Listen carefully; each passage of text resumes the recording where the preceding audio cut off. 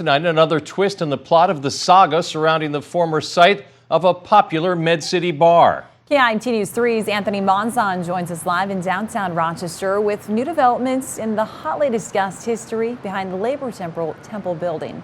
Anthony?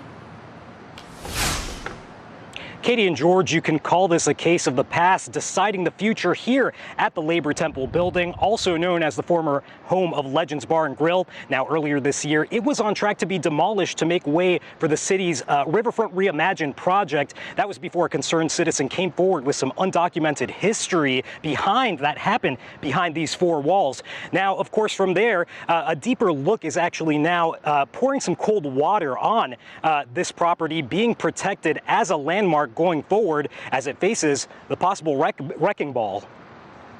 The consultant did indicate that in their opinion, they think there's some historic significance to the property. A pair of expert reports confirming the hidden history behind the Labor Temple's liquor slinging past as Legends Bar and Grill, just not enough left to deem it a local landmark. And they felt like it had just changed so much that it really doesn't convey the significance that could be attributed to that property. The reports finding the building's past as one of the first Red Owl grocery stores historically significant. Its one-time neighbor, the Time Theater, also said to be an example of the small movie theaters constructed during the Great Depression, designed by two master theater architects of the time, each, however, stripped of too many features to retain historic integrity. If that Time Theater sign was there, that would be probably a much different, we'd be having a much different conversation. And just to my side, you could see what you might call scarring from one remodeling in the 80s, said to be responsible for the removal of several historic elements at this property.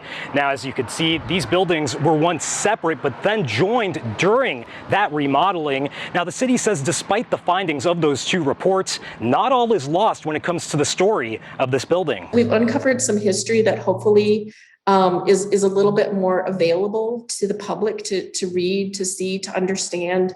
These are the things that happened in the past and how did they play a role in, who we are as a community today. Could these reports be the nail in the coffin as far as landmarking this property or pieces of this property? I think it clearly shows that it does not meet, it just doesn't have the historic integrity, right? For us to landmark it as a historic property, as a historic landmark.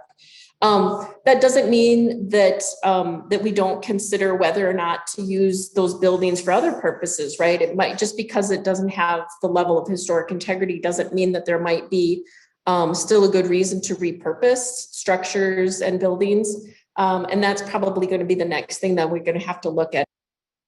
And Patterson Lundgren tells me she won't be recommending the property for landmark designation in line with the findings of these two reports. However, the Rochester City Council could still take matters into its own hands in the coming months.